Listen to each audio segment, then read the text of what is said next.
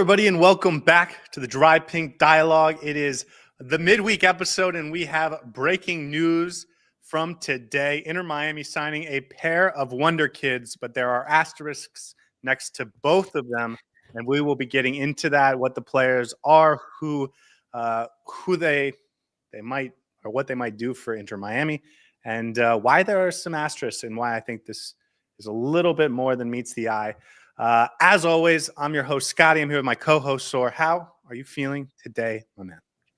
You forgot a very important thing, Scotty, and I can put that on your lack of sleep because I know you've not been feeling well. So thank you so much, first of all, for joining us despite being under the weather. Guys, wish him all the best. I hope you feel better soon. But we are 1 week away from the start of Inter Miami's 2025 season. I am absolutely stoked. We're ready for it.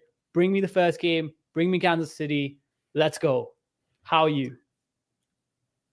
I hadn't thought about that all day or all week, really. And I've been sort of minorly thinking about this Orlando City game. But you just said that, and it did get me pretty excited. So there you go. Thank you for the boost of energy as we get this show started. I am very excited for that game. I'm very excited to dive into some of these opponents. We haven't really been doing that in the preseason. And I'm excited to do our post-game shows. I have a couple of awards ready. And I hope we get to see a couple new faces between now and then. So I think there's a lot to be excited about. But let's start with some roster news. Drake Callender was back in training at the end of last week. He is almost 100%. Javier Mascherano spoke with the media today and talked about how he's making real progress. So that doesn't seem like it's going to be an injury that lingers much longer. And in fact, he said there was some hope that he was available for Friday night's preseason friendly against Orlando City. So Drake Callender, I think, forgotten a little bit and hated on because of a lack of performances in terms of being on the pitch. And I think Oscar Ustadi and Rocco Rios Novo had a chance to show what they're made of over the last month.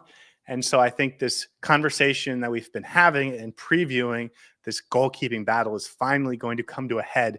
Drake Callender and Oscar Ustadi kind of battle it out for that number one spot. Drake Callender gets healthy. I think there's a chance we see him Friday night, and I think that would be great for the goalkeeping room. Absolutely. I still think he's our number one goalkeeper. For all the conversations, debates, and question marks about Drake Callender, go check out the player preview we did on the Drive Pink Dialogue. Very exciting conversation. I think that's definitely a position that we're going to keep an eye out for because I think there's room for competition there. But I'm excited to have Drake Callender back, man. He was our second most long-serving captain last season alongside Lionel Messi. And for me, he still is the best goalkeeper that this club has. I know there's a lot of question marks about that. A lot of people will debate with me on this, but I think it's going to be very positive for this club once Drake Callender is back and fully healthy. Yeah, and I think we're both at a point where we think Ustadi is going to start next Tuesday. It is a week away, and Drake's not even fully healthy as of today. But Drake getting minutes on Friday, I think, would be really good. Maybe he's available for that next game against NYCFC, which is an MLS game and not quite as important. So I think that's going to come to a head, and I think we're going to be talking about it more, or perhaps one or the other is going to sort of close the book on that competition really quickly. But that's all going to start happening now. Yeah, but I think a very important point will be if Drake Callender plays on Friday and becomes fully healthy. And if Javier Mascherano starts him against Kansas City, that's, I think, all rumors done and dusted. I think Drake Callender would then be considered the number one goalkeeper. Does that happen? I'm not too sure. I agree with you. I think Ustari is going to start on Tuesday just because he's had more game time. He's further along in the preseason than Drake Callender, and there are still question marks about Drake's health. So very interesting times that we have in our goalkeeping department. But as I've always maintained, competition is good for this squad. And as long as Ustari and Drake continue to pull each other up and compete in a positive manner without any toxicity, I think it's going to be very positive for this club. Yeah, I agree 100%. And I will add, Drake got injured with the national team in the middle of January. So it's not like he hasn't done anything physical. It's not like he had an off-season surgery that he's trying to come back from. He's already kind of had a little bit of preseason. So I don't think it's going to take him the amount of time it would take if he was coming off of, a 4-month surgery or something like that cost him the entire offseason. So I think it's going to come to a head pretty quickly, but we will have to wait and find out. Okay, number 2, Toto Aviles. Well, while we're on the topic of Toto Aviles, he missed last Saturday night's game against Olympia, and that was because he was in concussion protocol. So now we know what that's about. I don't know if we mentioned this, but David Ruiz also came out of that game early because he had a little bit of a stiff leg or something. So both guys, minor injuries, neither should be a problem. But Toto Aviles and Federico Redondo were missing from practice today for some very good news as far as we're concerned. They were both in Argentina trying to get their green cards sorted out, which would mean they would no longer occupy an international roster slot, which would free up another 2 international roster slots. And Inter Miami has done a great job of bringing a bunch of those in. And so now those guys getting their green cards would free up the international roster slots we need for a guy like Alan Obando or potentially Mateo Silvetti. So, yeah, good to know that those guys are making that happen.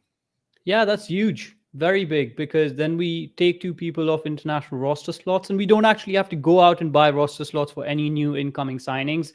Massive development. Really happy for them. Congratulations to them once they get that. I know it's a hard process, having been through immigration myself, and I hope that they get it soon enough, and it'll just be really positive for the club. I know Yannick Bright might also be getting his green card, maybe this season, maybe next season, not sure, but it's good for the international roster slots that we have.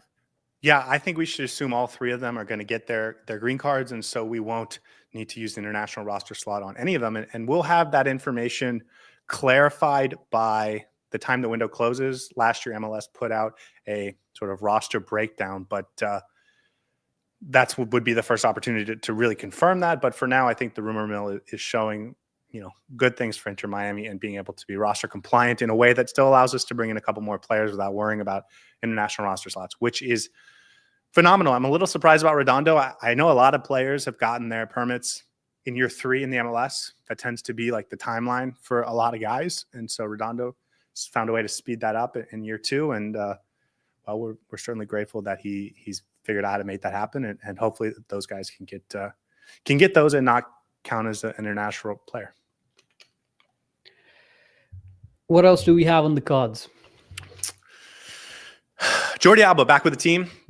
A couple quick notes. Jordi Alba back with the team. He did miss last weekend's game in Honduras, but he is fine back with the team. So he should be good to go for Friday, and then definitely good to go for next Tuesday. And then also Maxi Falcone still not available for Inter Miami. He is signed, so that deal is official. It's just a matter of going through the work permit process. And again, that's kind of a mystery to all of us. And I'm sure it's even some of the people that have to go through it. Yeah, I can understand why it's taking so much time with the new government coming in and everything. So understandable that the administrative processes are taking time. But as Inter Miami fans who just want to see their players play, it's quite frustrating. I think Maxi Falcone is going to be a big piece for this team. And the sooner he comes in, the better we'll be for it. It's just frustrating that he doesn't get to have a preseason with us. I know it's just Tuesday and our next game's on Friday, so maybe by that time it gets confirmed and he actually is able to get on. But as we saw, only Gonzalo Lujan last week was able to play. Telasco Segovia, we still haven't seen. So just because Maxi Falcone gets his green card in time for that game on a Friday against Orlando City doesn't mean he actually plays. So maybe it might be a couple of weeks before we actually see him. Maybe that NYCFC game, I think, might be the signpost of him having the first debut for Inter Miami. No, I 100% agree. I think that NYCFC game is probably what we're looking at. And listen, it's a week and a half away. It's the 22nd. So, I know we put a big emphasis on that season opener, which is next Tuesday, a week from now, but they're coming quick and fast. And so you got to love that. And I think all these guys, whether they're ready for that first game against Sporting Kansas City, doesn't mean they're not going to be in action early and often. And that goes for Drake Calendar. It goes for Telasco Segovia, Maxi Falcone, potentially Alan Obando too, right? And we'll get to him in a minute. But yeah, good news all around. Guys are getting healthy, no major long-term injuries. And everything that's gone on with this preseason so far, I think has been a smashing success. Lots of good victories from a confidence perspective and good performances. I think the guys are getting used to the system, and we've gotten a lot of the guys comfortable enough that we can sort of head into the season on fire, right? Yeah, I think the team overall just looks very coherent and together, and there just seems to be a sense of everything is working on the same page. All cogs are moving in the same direction. And I think this preseason was very well planned. In terms of the games that we've played as well, started off with an intense game against Club America. I didn't think we were capable of winning that game or even going toe-to-toe against one of the best teams in the continent. We managed to do that. And since then, it's only been upwards and onwards. We haven't even had most of our signings come in yet. That, I think, would have been the cherry on top. It would have put a nice little bow on this preseason. But you know what? With the way the remainder of the players have actually gelled together and started to fit into Javi Mascherano's system has been very positive, and we're starting to see signs of how we might be playing under the new coach. And everyone just seems to be on board with that, which is exactly where I want to be right before the start of the season. Yeah, definitely. Okay, let's talk about the new kit. It came out, I think, a little prematurely on Sunday. There was a Super Bowl ad from Apple TV, and it's cool that Apple TV went out and bought a Super Bowl ad for the MLS. But obviously, they had Lionel Messi star in that commercial, and he's wearing the new kit. And so Inter Miami decided, forget waiting till Wednesday. We're just going to drop it now. They released pictures. They haven't put it on sale yet, but as far as we're concerned, this is the new kit. And I think we've known it's going to be like this for a while, but they released some nice, cool pictures. So if you guys do want to see what it looks like, it's available on their Twitter account in terms of looking at the pictures. I believe it's going to go on sale on Wednesday and then worldwide on Friday. So it will be available for purchase over the next couple of days. And I like it. It's a clean kit, of course, an ode to the Argentina kit. They're trying to mesh Argentina, Messi with Inter Miami. I really like this kit. Big fan of it. And something tells me that on Friday is going to be a sea of pink and not a sea of purple in that stadium with these new jerseys on display. I agree with Steve in the chat that bring me black shorts with these and it's going to be absolutely fire. I don't know why they haven't come out with a black and pink combination, because that just looks so much better on the pitch. But regardless, this is a great jersey. Yeah, well, and we'll have to see what it looks like on the pitch. I think the black and gray one that we have now, it looks almost entirely black when you're watching the game from above. So we'll see what this one looks like on the pitch. You mentioned the black shorts. I think that's something that not just Inter Miami, but everyone in the MLS should start to adopt. Have different uniform combinations for the same kit. I said on Twitter that I think that they should do black shorts for rivalry games like Orlando City. I think that would be a really special little unique twist to that game. And then maybe like white shorts for cup games or cup finals or something like that, because I think that would be a nice look to it and make the event a little special. And when you change the uniform up a little bit, it does add a little bit of flair, a little bit of spice, a little bit of a special feeling to big and important games. So I think that's something that not just Inter Miami, but Adidas should have the entire MLS be doing on a more consistent basis. And by the way, I don't think that's an Inter Miami decision. I think it's an Adidas and MLS decision. So I think they do that in the Prem. They probably do that in the La Liga as well. But that's definitely something that should be on board. It just, as you said, it adds to the specialty of an occasion, especially when you're playing a cup final. Imagine you play the entire CONCACAF Champions Cup in a pink shirt, pink shorts combination. And then when you get to the final, it's a pink shirt, black shorts combination. Oh, it would look really fire. Yeah, and then same for rivalry games, right? Give it a little bit of a special feeling. And by the way, like that goes into the locker room too. If you get the dressing room staff bring you those black shorts or those white shorts and the matching socks, you feel it feels a little different. You can tell that there's a little bit more special to that game. And so, again, I think it's an MLS and Adidas thing. But certainly in Europe, we see it a lot, and I think it looks really good. I think they are worried about jersey sales, and that's why they don't want to have too many jerseys. But different kits, I think, would only add. I'm sorry, different shorts would only add to people buying jerseys, because they would find different looks that they would like in them. Anything else about the kits? I mean, my big take is I think they should mix and match the colors. I'm gonna buy one. Question. Yeah, but I'm gonna wait a little this exact question. You're gonna buy one. Who's going to be on the back of your jersey this time? Because I know you got a couple of players already. Not go Messi on there. So I want to see who you're going to go for this time around. No, I haven't made my decision yet. Can I guess who's on top of your mind? I have three names I'm thinking about. And yeah, of course you can go ahead and guess. Telasco Segovia, first one. You've already got a Yannick Bright. You've already got a Nian Frey. I want to say Sergio Busquets and Drake Callender.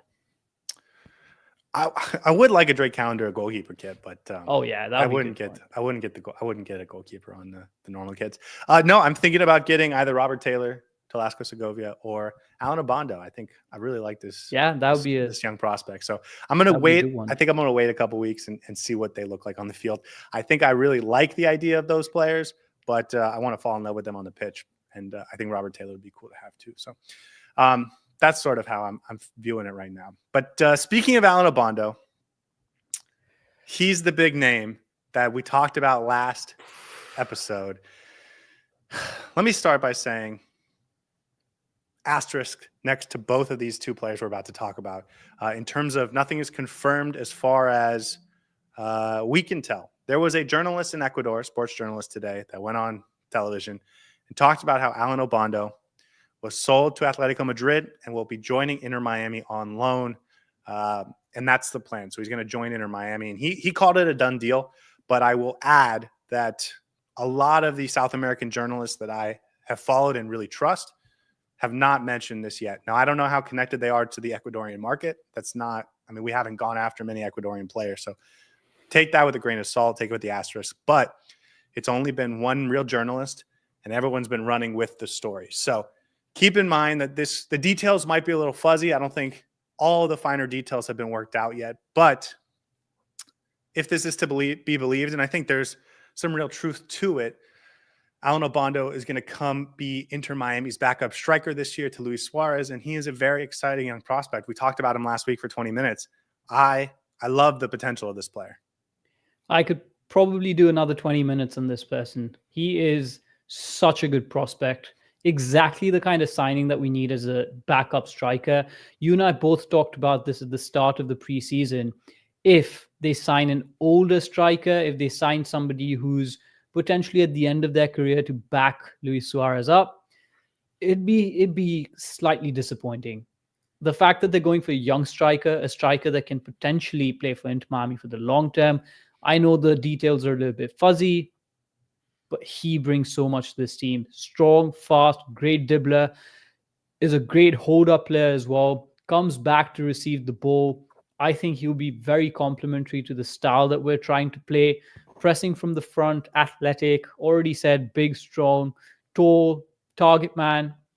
Are basically using all the synonyms and words that used to describe a perfect striker. He has a lot of prospects. I think he can develop into a great striker for Inter Miami. I don't know whether he's going to be coming in alone or what the situation is going to be, but I'll be very excited if he comes. I don't want to get my hopes up, but my hopes are getting up. No. I think he's coming. I just think the details of it are, I think, still to be determined. What we heard last week was that Atletico Madrid wanted to buy him and had a deal in place to buy him, but they wanted to send him on loan to their sister club in Mexico. And the club in Mexico, Atletico San Luis, didn't have a foreign player slot for him to join the team and be registered under. So they decided, or it didn't go through before the Spanish transfer window closed. Now, they can still sign a player out of the window. They just can't register him in Spain.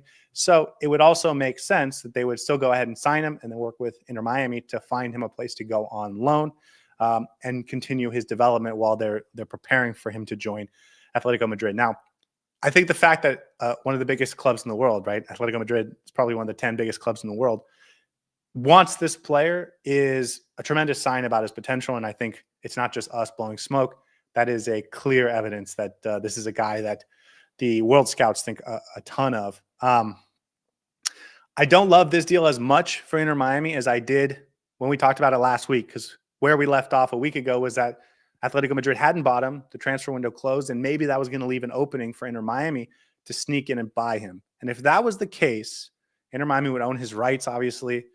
He would be an Inter Miami player, and that would mean 2-3 years of this player, and he would be the heir apparent to Luis Suarez. He would take over and I think emerge as one of the best young players in the MLS by the time he turns 2021. And then he would go over to Europe at that age, and we would get another 20 million for him, or whatever Diego Gomez went, that type of signing. This would indicate that that's not how this is going to go down. He's going to come on loan.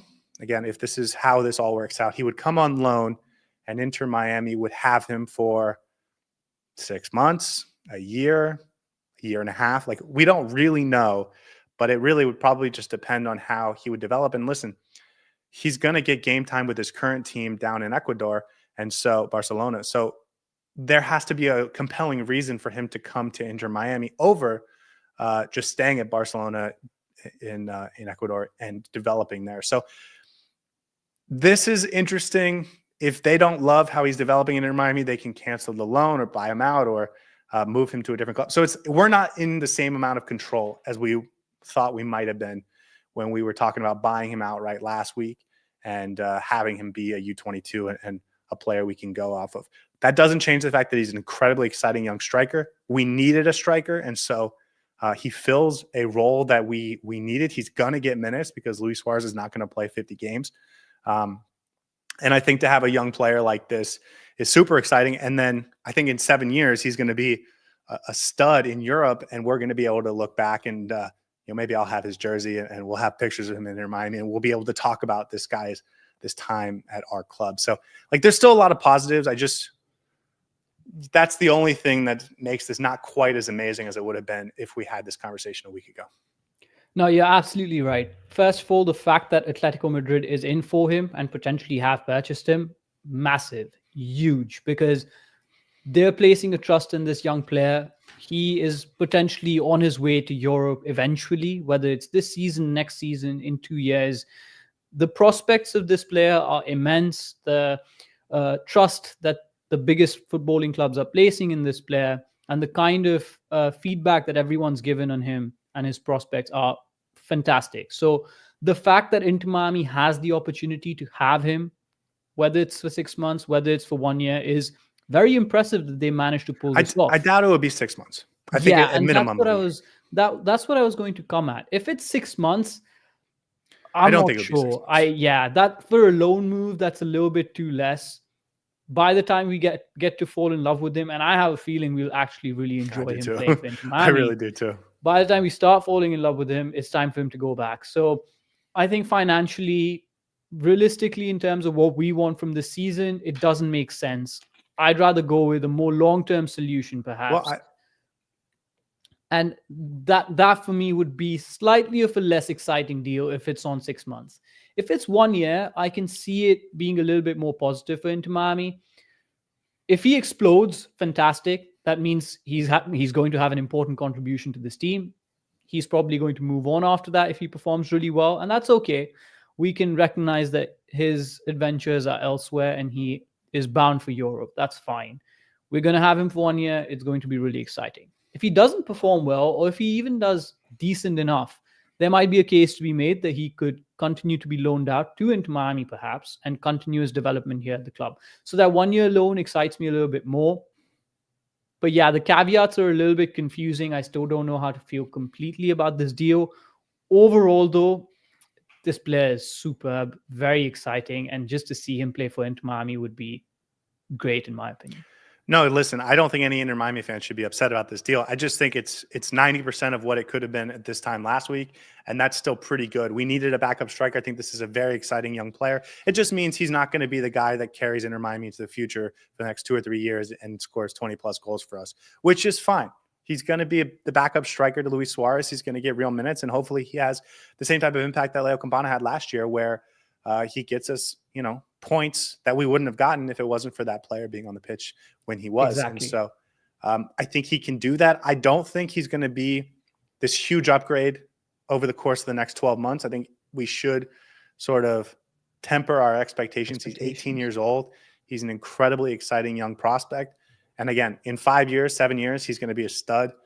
But that's the thing, right? He doesn't need to be the one to bear the responsibility for scoring the goals for this team. This team has plenty of goals. I think what we need at this point in time is somebody who can back Luis Suarez up and do it in a manner that, as you said, Campana scoring those crucial goals in the last minute, actually coming on and contributing. He has certain skills as a youngster, even though they might not be that refined. They can be really menacing for the opposition. They can be really difficult for teams to deal with. If he can show just a hint of what his talent is, doesn't have to be completely refined like a diamond. It can be raw talent.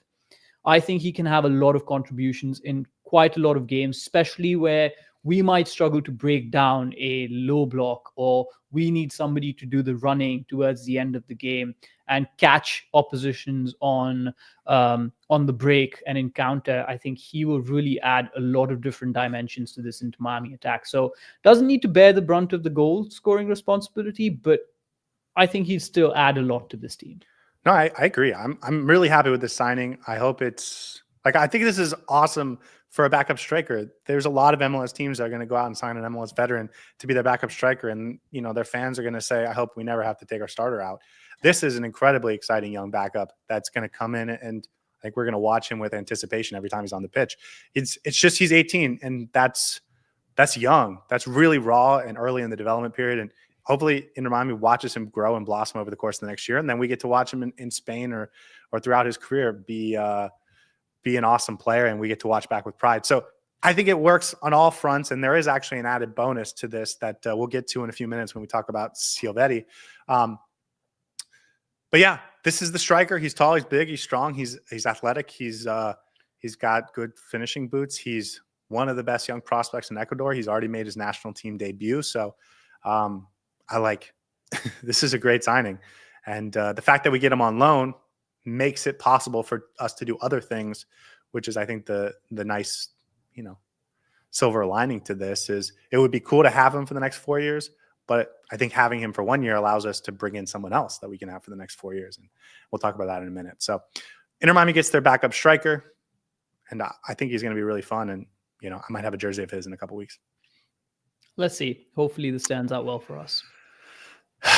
Okay, the second big name, another asterisk to be attached to it. That's Mateo Silvetti. This news broke over the last 36 hours, I would say, that, how do I put this?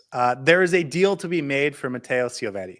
And I will just go over some of the tweets that I saw, because two of the most respected journalists I know of down in South America, and especially in Argentina, have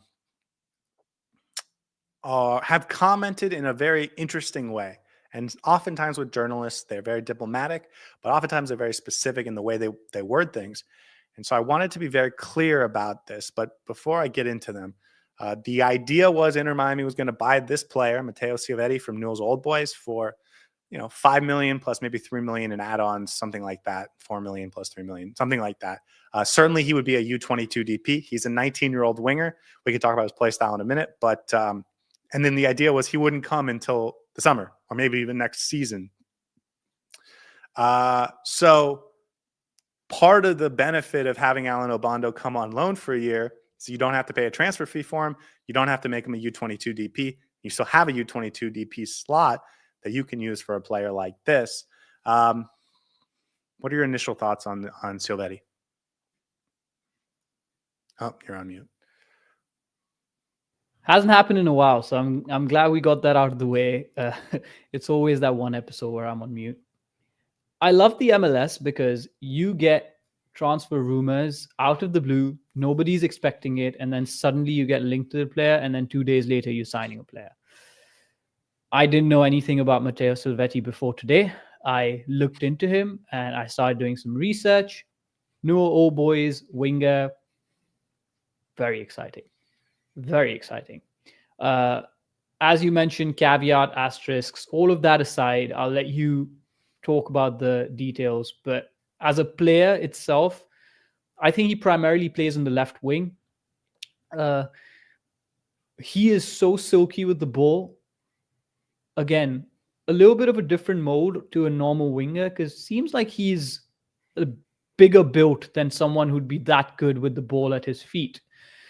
Loves to take on players, and who he reminds me of, and this is something you've mentioned, right? Allende, you mentioned, could potentially be a replacement for Matías Rojas. This to me seems more of a one-to-one replacement of Matías Rojas than Tadeo Allende. I think he's a little bit more close control dribbling sort of a winger, likes to take his man on, is not afraid to get into a situation where he has 2-3 defenders around him and tries to beat them with skill. Makes those runs into the box, and then has a really good shot in him as well, is able to score from long distances, can make those poaching runs into the box to get at the end of crosses. Overall, of course, young player, up and coming player, but the talent and the skill levels that I've seen from him in the small amount of highlights that I've seen are quite promising and very exciting. So don't know what the situation is in terms of us bringing him in now, bringing him in next season, or potentially in the summer. But I could totally see a scenario where we're going for Obando, bring him in until the summer, he leaves, and then we bring him. Well, I don't think these are related. Silvetti.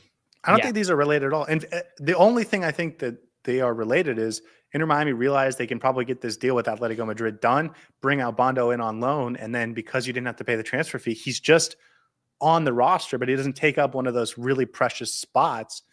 And so you have that spot open to go sign a guy like Mateo Silvetti, right? So I think that's the only connection. I don't think there's any like one guy comes here, one guy goes there. I think it's more about probably Silvetti isn't ready to leave Argentina on a 1 week's notice. And so he wants a couple months and the club wants a couple months to replace him and an opportunity to go into the transfer market and stuff like that. So I think that's all that. I think that's what it's about more so than it being some grand strategy from Inter Miami to keep him on loan. A good question from the chat. The dude says, didn't Newell's Old Boys come out and say it was a no-go? They did post something on their Twitter account. I did read it. It was, I think a lot of people in Argentina think that this is them saying something because they have a big game coming up against a rival and they don't want any distractions, not that this is the end of something. So my guess is that it's just the club saying nothing's official, so we don't want to confirm anything. Honestly, Twitter now, it's basically a rumor mill and everyone says everything. I remember a couple of clubs saying we're not going to sell these players. 2 weeks later, that player was sold. It can be a tactic to get the price up. So it completely depends. I wouldn't read too much into it.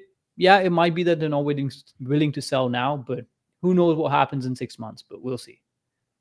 Okay, so I wanted to go into the asterisk, though, because this deal is a little weird. And like I mentioned, some of the journalists, they word things in a specific way so that they can portray information without making it so obvious. So if you read what they say in the finer details and you really think about how they're saying things, this transaction feels a little weirder to me than almost every transaction Inter Miami's done over the last couple of years. I'll go first to Herman Garcia Grove, and I apologize for anyone that doesn't speak Spanish, but I'll translate. The last line of his tweet reporting this, it says, it is still not known which club he will go to and at what point in time. And then you go to Cesar Luis Merlo, these are two of the best journalists, and he says that, and I'm quoting specifically, a group close to Jorge Mas, the owner of Inter Miami, wants to buy Mateo Silvetti. He doesn't say he doesn't say Inter Miami wants to buy this player. He doesn't say Inter Miami's on the verge of buying this player. He says a group close to Jorge Mas wants to buy this player. Now, we know Jorge Mas has a relationship with Zaragoza down in the second league in Spain. He may be trying to build his footballing network, or the Mas brothers.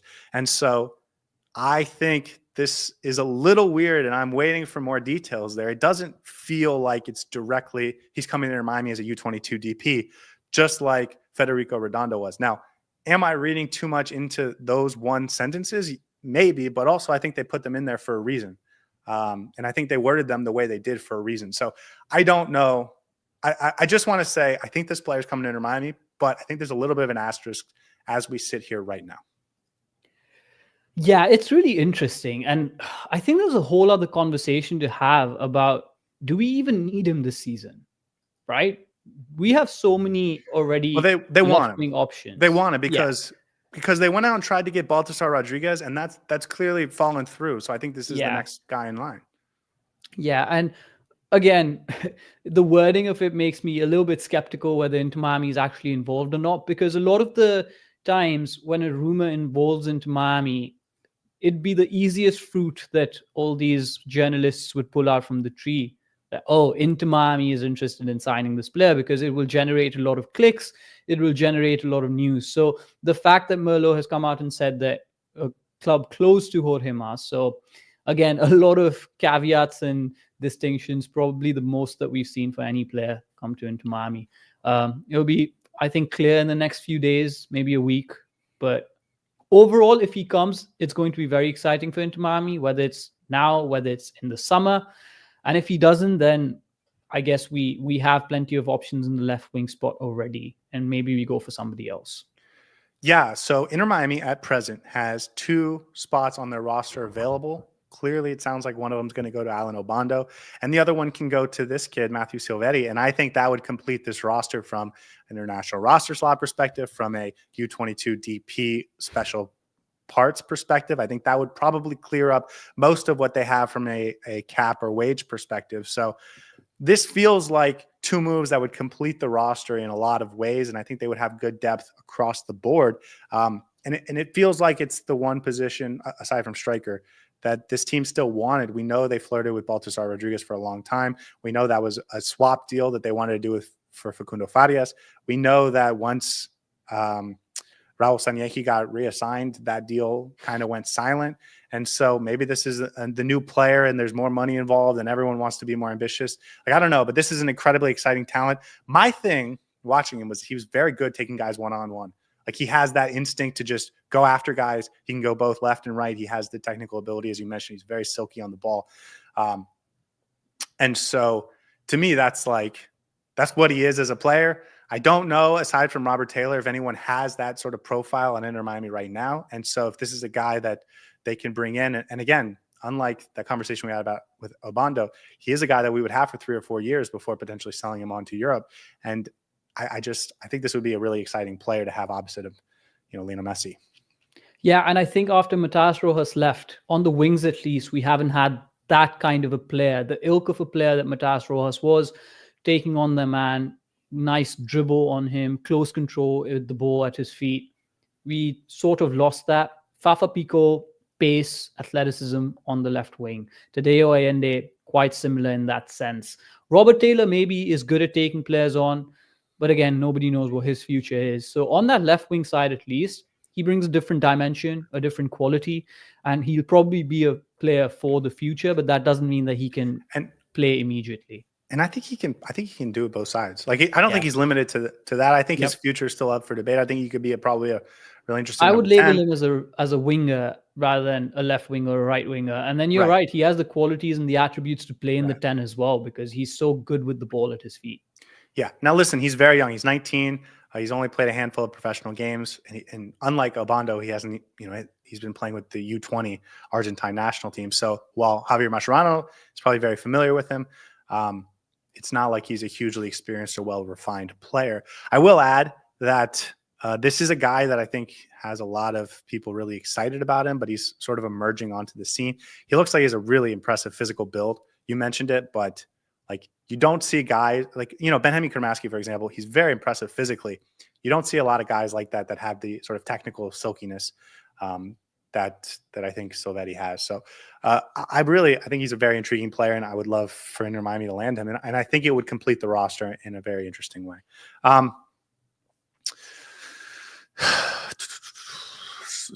What else you got on this guy? Because he is I know that we don't need a winger if we look at the depth chart, but I think Javier Mascherano wants one. I don't think this roster is done until they get these 2 profile of players. And if it's these 2 guys, then I think the roster is done until maybe there's outgoings or something. Yeah, it definitely feels like there's a different profile winger that Javier Mascherano is looking at. Whether to be a starting winger or not, that's the question. But he's found his 2 athletic wingers in Allende and Fafa Pico on the one side. He's now looking for somebody who can be a little bit more play with the ball at his feet rather than run in behind. Because the more we've talked about it, the more it seems like he wants diversity on that wing side. And that's where our play style is going to be slightly different from game to game. A lot of it is very similar down the spine. We've got the same sort of a midfield. We've got Messi in the middle, Suarez up top, and backline obviously in place. But the wings is where the diversity, the changes in play are going to happen. And we've got those athletic players who can make the runs in behind, but we don't necessarily have somebody who can naturally cut in and try to make those opportunities, is the wrong-footed sort of a winger. And Baltazar Rodriguez, we saw, was exactly that kind of player that Javier Mascherano was looking at, close to being done, didn't happen. And now we've been linked to this player as well. So you're absolutely spot on when you say that Javier Mascherano seems to be looking at a new sort of a winger for our team. And I'd be excited for that to happen because it just adds a different dimension for us and allows us to deal with different defenses and oppositions in different manner. I will add, I think this kid is more exciting than Baltasar. Maybe Baltasar Rodriguez has a more interesting name, and maybe he is a little older and more refined, but I think this kid has more raw skills. And I do think there's sort of the possibility that the coaching staff in the front office said, we have a chance to get this guy. Let's just get him. Let's just do it because he's going to be a stud. So I think that's on the table. I will add, Matthias Pellegrini, Julian Carranza, they came to Inter Miami when they were 18, 19. They were not ready. And that, I think, really affected their careers. They were in a new country. They were in a team where they were supposed to be big money, young talents, and they were not ready to contribute. And because they weren't ready to contribute, they couldn't be on the field as much as they probably needed to be to continue developing. That same potential issue is at play for both Alan Obando and for Silvetti and Santi Morales too, like the younger guys too. But if you're not ready to play at this level, you're not going to get a ton of opportunities in the way that this team needs you to if they're going to win all the trophies and win all the games that they want to win. So I'm just thinking about that. I have the sort of bad memories of how everything unfolded with Carranza, how everything went with Pellegrini. So listen, I think these kids probably have better attitudes and they have a coach that they can probably relate to more. So I'm not saying that will happen, but it's just my warning sign that young players don't always come in and have huge impacts right away, especially when you're talking about 18, 19-year-olds. And once you get to the 20, 21, you have 50, 75, 100 professional games under your belt, like then you're really ready to come in and rock and roll. But for those young kids, I think sometimes it's tough, especially in a new country with a new language and all that stuff. And I've always said this, man, we set our expectations so high as fans, right? We've got players who are 18, 19, 20 in this team, and we expect them to do absolute bits the first time they take the pitch for us and score goals and assist without realizing they're really young. And I know the standard. These kids specifically, like like Diego Gomez and Federico Redondo and Toto, like they came in more mature than these guys. So if you're expecting these kids to come in and have an instant impact, just like, but also that's not the norm though, right? The norm is David Ruiz, who takes time to develop and by 23, 24 is a solid player that you can depend on. I think that's the norm. We've become too used to, as football fans, expecting a 19-year-old to light our world on fire, a la Haaland or Mbappe. So those standards need to be set correctly, and we still have to give them a little bit of leeway. We talk about Benjamin Kramaski, he's 19? Maybe 20 now, but even we see with Kramaski, he's not a guy that can just step in and be like the number one guy on this team in the midfield. So they need time, they need patience, and that's what we need to give them as fans. Talent-wise, they're definitely right there. I would be very excited to have them on my team, but you need to give them time to develop into proper, well-rounded players. And as you said, they can be molded in different ways. So sometimes it also depends on the coach who's able to get something out of them. And thank God we have a coach who's worked with the youth system quite extensively and exclusively with the youth system. So it's good that way. And Mascherano will know this kid and his family and his coaching staff and stuff. So he'll have a good idea of what his personality is like and all that stuff. So big signing. And if they both come to fruition, I think this roster is done from an incoming perspective. I think they got the center backs they want. They have real depth there. I think they got some depth at right back. They have a ton of wingers. Maybe one of them goes or not. But I think this roster is complete when you add the backup striker and when you add a winger. And I do want to credit Guillermo Ayos and the front office and the Mas brothers, because like we talked about this a week ago, that maybe we have to see what they're really capable of. And I think they've pulled two really exciting names out of the hat, and hopefully they can get them into the pink and black sooner than later. What's missing from this roster? Nothing. No, like it's a phenomenal roster, and I'm shocked that they were able to pull this off. But I think there's a real chance it's better than the roster was last year. So I will like say definitely more balanced. We might have too many youth prospects, perhaps, but that's never a bad thing. I'm excited. Like that's never a bad thing. Yeah. And it's certainly when you have the youth prospects, the youth prospects, the young guys, your expectations are a little bit lower, but that gives you a chance to fall in love with an emerging player. It gives you a chance to sort of be wowed by what some of these young guys can do. So it's hard for Messi to exceed your expectations because you have the highest expectations. But for some of these young guys, it's really cool to watch them grow and grow up in front of your eyes. So it'd be really cool. And again, I think they have depth everywhere. I'm marveling at how impressive this roster is, and if they could get these two deals over the line, it would be awesome. Even if we don't get Silvetti this transfer window, if we can just get Alan Obando over the line, that for me is, I think, probably our business done. And more than anything, incomings, and more than anything, the only thing I'll be looking out for is Velasco Segovia and where he plays. Because I do think there's a case to be made that we are slightly thin on the DM / that 6'8" role. And if Velasco Segovia is coming in to play that role, that'd be superb. I think that would be perfect. But if he's being played slightly up, then the only player out and out that we do have is Yannick Bright. And we saw last season what happened. As soon as Yannick Bright got injured, we were out of the playoffs. So I think it's going to be important to make sure Velasco Segovia is utilized in the best manner. But other than that, this roster is looking stacked, man. We will compete with the best. Someone mentioned this today to me on Twitter that Monterrey looks like the best team on our side of the bracket, and I was thinking to myself, like, I don't know. In the CONCACAF Champions Cup, I was like, I don't know if Monterrey has more talent than what this team is. Early predictions: if Javier Mascherano can get the balance of this team right, that's what it's all about. If Javier Mascherano can listen to us, listen to this podcast, and pick the team that we want to be picked against that potential game against Monterrey, we're beating them this time. I'm not saying we're going to win the CONCACAF Champions Cup, but I do think we can beat them this time. Yeah, and I think there's a little bit more of a motivation factor this year than for sure. There should be. There should be. Yeah. Okay, let's talk about the Leagues Cup because the league phase schedule was dropped today. Inter Miami knows it's 3 opponents. I will reiterate because we talked about it last week. There is a significant change in how the tournament is going to be run this year. Only 18 MLS teams are in it, as opposed to last year the last 2 years when all MLS teams were in it. And they've changed it from a group stage format to a league phase format of sorts. It's a very interesting setup. And the more I think about it, the more I think it's very interesting. And I like it, especially as a neutral observer. I think it's going to be really fun. But the way it's going to work this year is you will be in a league phase in terms of a table with all the other teams from your league. So you will be ranked against the other MLS clubs if you're Inter Miami, but you will play teams from the opposite league in League MX. So Inter Miami will get 3 games on July 30th against Atlas, August 2nd against Oaxaca, and Wednesday, August 6th against Pumas.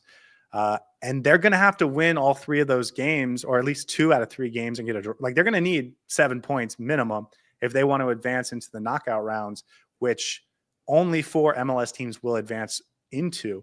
So you're going to need 7 or probably even 9 points if you want to advance to the knockout stage and have a chance to win the tournament. And I think it's really exciting because it means all the other games matter to the fan. In the past, if you were in a group, only the games in your group really mattered to you. But now all the other MLS teams that are playing matter. And our games are hugely important. Last couple of years, if you won 1 game, you would feel pretty good about advancing. Now you probably need to win all 3 to feel comfortable. And then I think if you get 7 points, there's a chance. But there's going to be a lot of teams that win 2 out of 3 and get left at home, and their season or their tournament will end. So I think it's a very exciting change, and this is what Inter Miami's 3 opponents will be.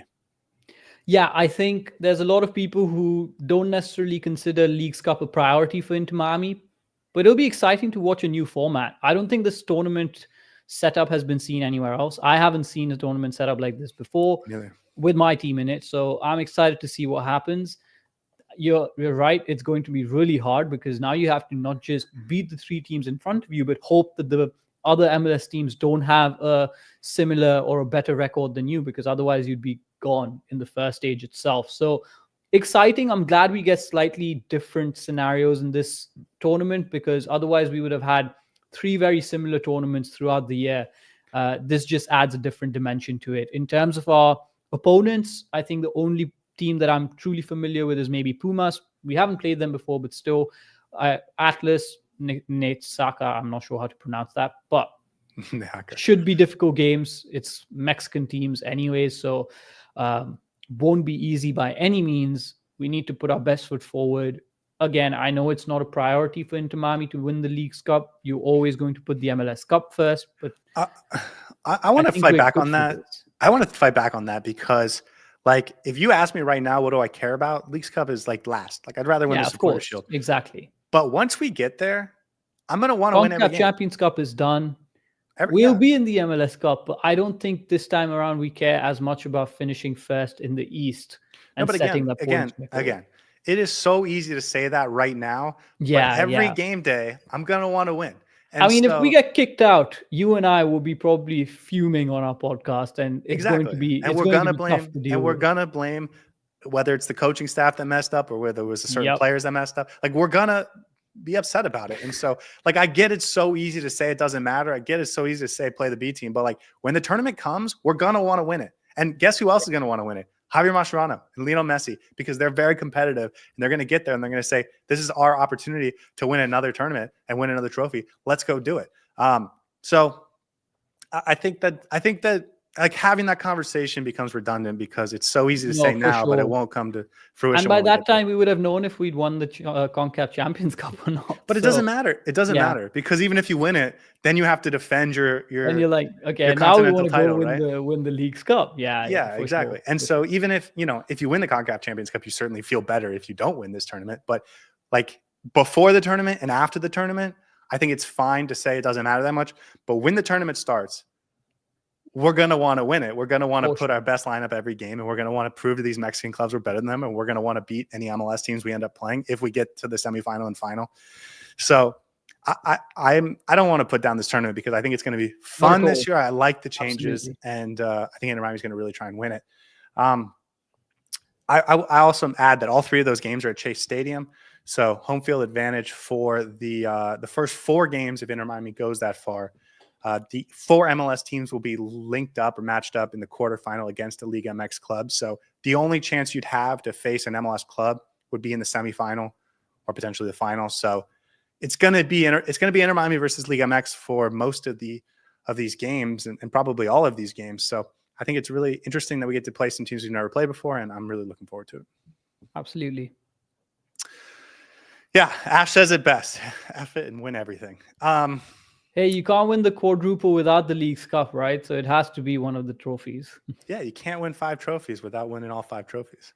That's just simple math, right? Yeah. Okay, let's talk about this weekend because this is our last time that we'll be going live with everyone until the pregame show. Inter Miami does play Orlando City on Friday night, Valentine's Day. I'm assuming they'll be in these new pink Euphoria kits. Oh, can I just mention something about the Euphoria kit? I have OCD apparently. I didn't know this, but I found out today. The fact that they switched from naming. Don't say it, man, because then I'm going to keep thinking about it, and I have OCD, so I'm gonna find it really annoying. Anyway, sorry. Go on. No, now maybe I should save you from this. Enlighten us. They had all of the black jerseys be named in Spanish, and all the pink jerseys in English, and they've flipped it, and it bothers me. Why did you say that, man? I apologize. Okay, yeah, for anyone that I've messed with. That is very annoying. I apologize. Okay, so Orlando City this weekend. I think they're going to wear the Euphoria kits. And Euphoria spelled with an F, right? That's why it's Spanish. It's not spelled with a PH. Yeah, I'm assuming in this instance. Why. Yeah. Otherwise, Euphoria is an English word as well, so that would have been. They did spell togetherness with a 2 last year, so maybe they just wanted to be spicy. Yeah. Okay, so Inter Miami, they're playing Orlando City. It is our last tune-up game of the preseason, but we play a very important game 4 days later against Sporting Kansas City. And that game is clearly more important, and it is not a week later. It is 4 days later. So I think we're going to get very limited minutes from the guys we expect to start on Tuesday against Sporting Kansas City. Who do you expect to see? Who do you want to see? I expect to see the B team. Santi Morales, Leo Afonso, bring them on from the start. I expect to see not the B team per se, but players who are not going to start against Kansas City, right? 4 days it's not that long. These Especially players for the first game of the year. Yeah, exactly. These players are not at their 100% fitness, obviously, whatever said and done. And you want them to be ready for that game against Kansas City in terms of their fitness, in terms of their physicality. Play the players who are going to be on the bench for the majority of the game. Towards the last 10, 15 minutes, give some of your first teamers a run out. Messi, perhaps, just to please the crowd. Sergio Busquets, you can rest him. Just play him against Kansas City. Jordi Alba, give him a bit of a run out because he's been on the bench. He was injured last game, so maybe give him like 10, 15 minutes. So give our first choice starting 11 a bit of a rest. Play them for less minutes. Is that what you want, or is that what you expect?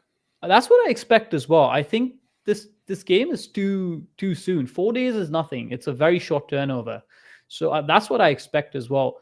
You may actually get half and half. So Messi might start the game and then leave at 45 minutes. Yeah. That's probably what's going to happen, which is okay, understandable. I know you want to, commercial aspects are always important for a club as well. So if they're debuting their first home kit against Orlando City, they're probably going to want their best player to be on the pitch at that time. That's understandable. But yeah, limit their minutes, man. They shouldn't be playing for 80 minutes, not at all. I think they're going to start, and I think they're going to come off at halftime. And I hate it. I hate it. Hate is a strong word. I would rather see them play 10 minutes off the bench. Yeah, exactly. This game means nothing. The only reason this game is being played is because they wanted a marquee game in an NFL stadium to debut these new kits in, because they had a second pair of new kits in the gray ones that they released for Christmas. And so they wanted a big event, and they're making it Valentine's Day, and it's pink and it's love and all that stuff. Right.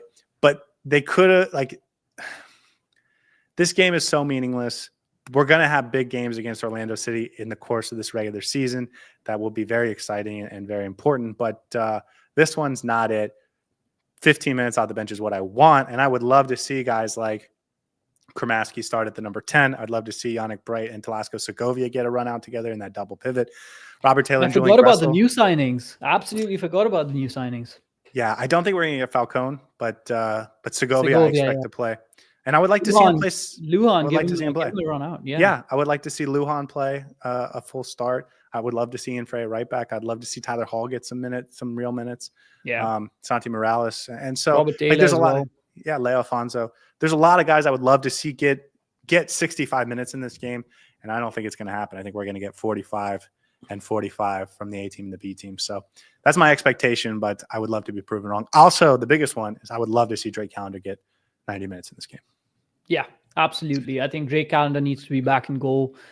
Regardless, I do think he's going to be fully fit for this. So you don't need to keep your first choice goalkeeper fresh for the Kansas City game. I expect Ustari to be that choice for the first game at least. So he can take the bench for that. And yeah, overall, I think there's a lot of depth in this team from a lot of players who need a little bit more minutes in their legs. And the players that we mentioned should be more than capable of actually going up against Orlando and beating them, honestly. Yeah, plus and Orlando City sucks, really cares. Man. They're from nobody Orlando. Cares about the nobody cares about the scoreline anyways. They did just sign an interesting DP winger, and they just brought in Eduardo Tuesta from Palmeiras, who played at LAFC last year. So I think they made some interesting moves, but they also lost a couple guys early in the window. Facundo Torres and Cesar Rajo's situation, I think, is interesting. It sounds like they're gonna keep him, but he's not under a long-term contract, so who knows how he's gonna be this year. So interesting roster for Orlando City, and I guess it'll be interesting to see Inter Miami play an MLS caliber, an MLS team, right? Because while we played Club America, who is very good compared to other MLS teams, this tour in South America and Central America, I think, was a different style, and the talent level was, I think, a little different. So I think it'll be interesting to get MLS competition, but I don't know. I just want 10 minutes from the big guys, and I want 80 minutes from the fun guys. Yeah, and not to say that this is not an important game, but this is not an important game. Yeah, basically. Okay, I did want to go back to a couple questions from the chat from earlier, just two from Jay. When does the current roster window end? It doesn't end until sort of towards the end of April. They have months in order to continue building this roster, both incomings and outgoings. And I will add, they have a couple of optional buyouts. So if they feel like they want to get rid of a player and they can't, they can always buy him out. So they have a lot of opportunities to add players. But I think if they get Silvetti and I think if they get Obando, this roster feels very set. I believe the day is April 21st. But yeah, they have a long time. But once the season gets going, you don't want to mix it up too much. Yeah, true. And then also he asked, it was said there would be 3 kits for this season. Maybe there's another one coming. That should happen. But just like last year, we didn't get that 3rd kit until the Leagues Cup or around then. I expect that 3rd kit will get released in July or August, and we'll wear it once or twice, really.